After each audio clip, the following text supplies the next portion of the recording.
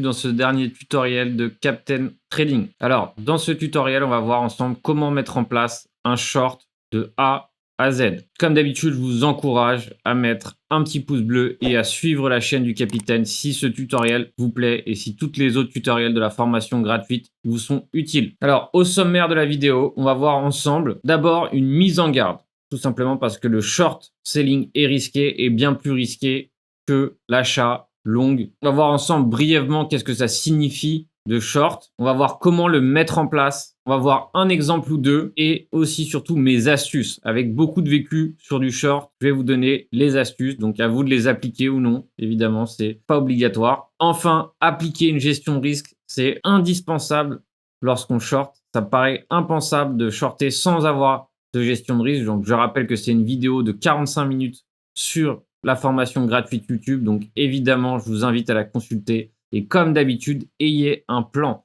Si vous short sellez, c'est que vous avez du niveau de trading. Vous n'êtes pas complètement débutant et vous n'allez pas appuyer sur le bouton short. Sinon, c'est la catastrophe assurée et garantie. Donc pourquoi une mise en garde? Je mets en garde tout simplement parce que short seller implique un emprunt. Ça veut dire que on empruntera la plateforme pour que finalement on puisse racheter plus bas. Donc on vend haut pour racheter plus bas. Donc c'est un concept qui est un peu compliqué à comprendre au départ. Mais nous, on veut juste empocher la différence sur le prix haut vers le prix bas. Et donc, c'est là qu'on va gagner de l'argent. Donc, c'est vrai que c'est encore une fois un peu ambigu au départ, mais après, on commence à le comprendre très bien. Si nous, on a acheté un Bitcoin, on a revendu, on a short-sellé un Bitcoin à 37 000. Donc, la plateforme nous donne un Bitcoin à 37 000. Et si le Bitcoin descend à 35 000, nous allons tout simplement empocher la différence entre 37 000 et 35 000, soit 2 000 $. Nous, notre trade, il s'arrête là. On empoche la différence entre 37 000 et 35 000. C'est ça, short seller. C'est tout simplement empocher la différence entre notre point d'entrée et notre point de sortie. Encore une fois, ma plateforme pour faire ça, c'est FTX. Pourquoi? Parce que sur FTX, je peux contrôler mon risque. Je peux mesurer mon risque. Je sais combien je perds, combien je gagne à l'avance avant même d'appuyer sur le bouton trade. C'est pas possible sur Kraken.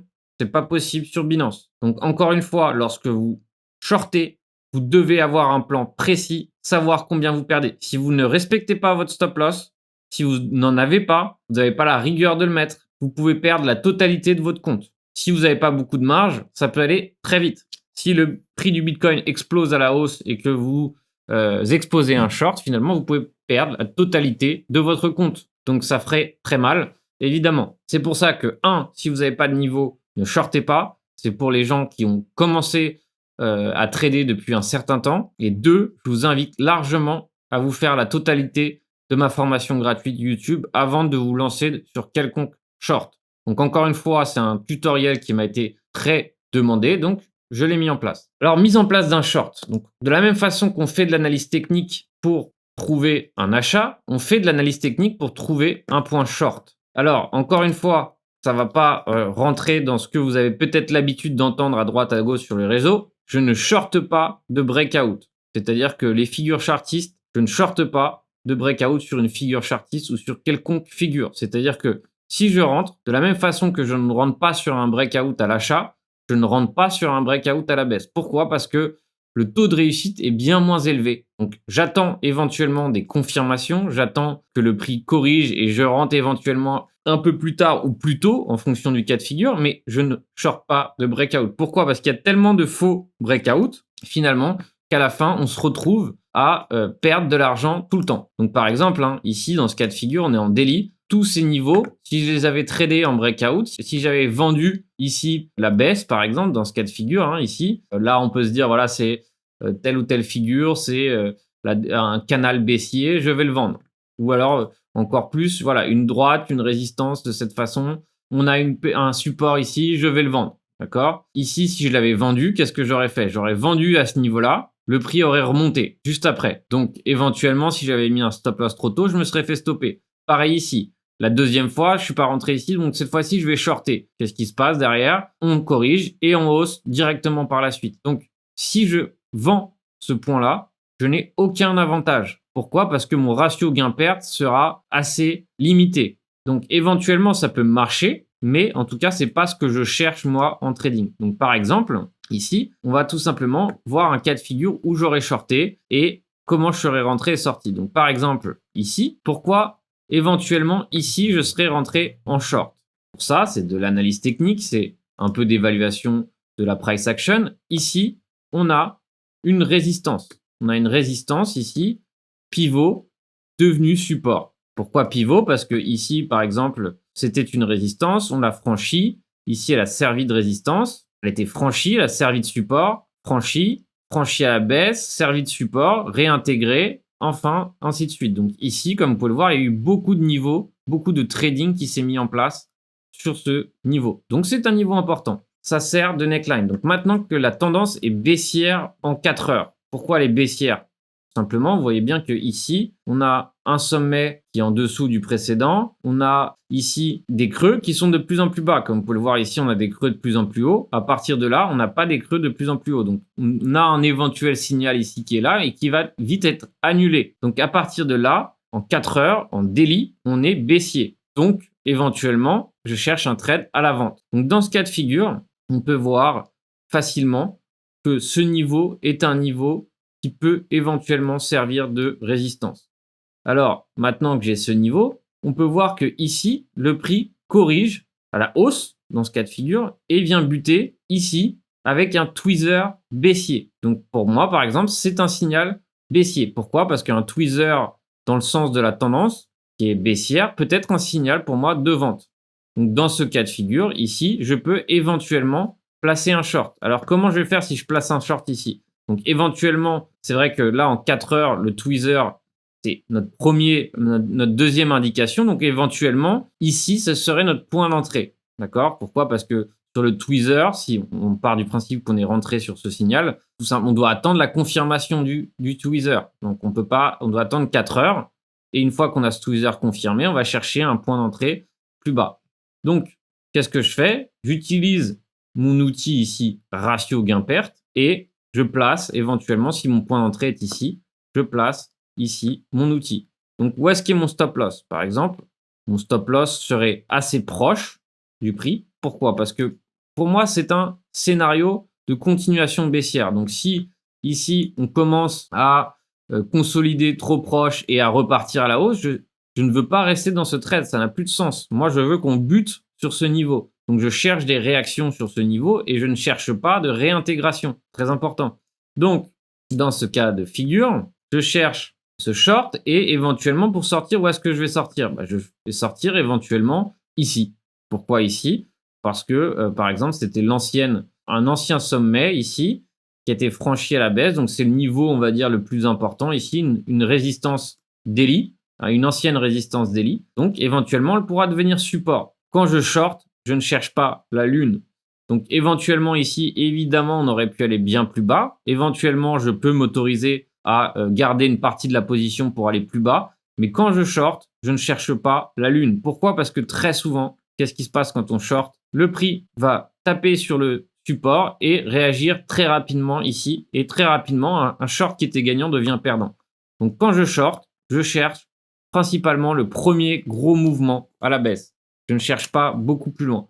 Donc, moi, pour ma part, je serais certainement sorti par ici. Si je veux, on va dire, prendre un short plus long terme, je prends des put options. Mais sinon, je ne suis pas un grand fan de garder des shorts trop longtemps. Donc, encore une fois, évidemment, ça peut dépendre de plein de cas de figure. Mais dans ce cas de figure, en tout cas, je serais certainement sorti ici. Ou en tout cas, mon premier point de sortie aurait été là. Pourquoi? Parce que c'est la résistance. Donc, voilà pour mon analyse technique. Donc, maintenant, on va repartir du principe pour pouvoir l'appliquer à FTX et que vous puissiez savoir exactement combien vous gagnez, combien vous perdez, on va partir du principe qu'on soit short maintenant. Quelque chose que je ne ferai pas actuellement. Tout simplement parce que shorter un niveau aussi évident, pour moi, c'est tout simplement la perte assurée, ou en tout cas, c'est quelque chose que je ne rentre pas en compte dans mon trading, à part sur du scalping. Pourquoi? Parce que ici, on est sur un support. Je ne suis pas fan de shorter un support. Donc, encore une fois, en plus, on a des signaux de divergence en daily. Donc voilà, je ne suis pas fan de shorter ça. En plus, on a une réintégration, mais peu importe. Voilà, on va partir du principe qu'on veut chercher les 22 000 $. C'était le scénario que beaucoup cherchaient dernièrement sur Twitter. Donc, on va partir du principe qu'on veut chercher ça. Donc, dans ce cas de figure, ce short est extrêmement intéressant. Pourquoi? Parce que je gagne 3 fois et demi ce que je peux perdre. Donc, c'est très intéressant. C'est un ratio gain-perte de 3,64. Donc, extrêmement intéressant. On peut le tenter, un ratio gain-perte, si on a les signaux qui nous vont. Donc maintenant, je vais rentrer les mêmes datas sur FTX pour savoir combien je gagne, combien je perds, et j'aurai plus qu'à appuyer sur le bouton Short pour que le trade se mette en place. Donc ici, je mets Sell BTC Pair, j'appuie sur le bouton Calculate. En limite, je préfère plutôt qu'en market. Encore une fois, c'est une question de choix. Notre stop loss était à 40 778 et notre TP à 22 022. Donc on aurait pu très bien prendre un TP plus court, etc. Moi, je vous mets la façon la plus simpliste de prendre le trade. Voilà, 23 300 pour arrondir. Et le stop loss à 40 778. Bon, je vais arrondir à 40 000. Donc, pour un capital de 10 000 $ et donc un risque de 3%, donc je vous rappelle que ça, je vous apprends à le faire dans la stratégie de gestion de risque, je veux risquer 3% de mon capital. Donc, si ça capote, si ça ne marche pas, je perds au maximum 3%. Donc, ici, il me conseille d'acheter 0,078 BTC. Donc, c'est ce que je vais faire ici, normalement. On va voir ce que ça nous met. 0,78 BTC. Donc, dans ce cas de figure, si je gagne 1126 €. Si je perds 279 €. Donc, comme vous pouvez le voir, dollars. Comme vous pouvez le voir, c'est extrêmement intéressant. Et là, si je veux mettre en place ce trade, je n'ai plus qu'à cliquer sur Place Order. Et là, j'ai plus qu'à cliquer et le processus se mettrait en place.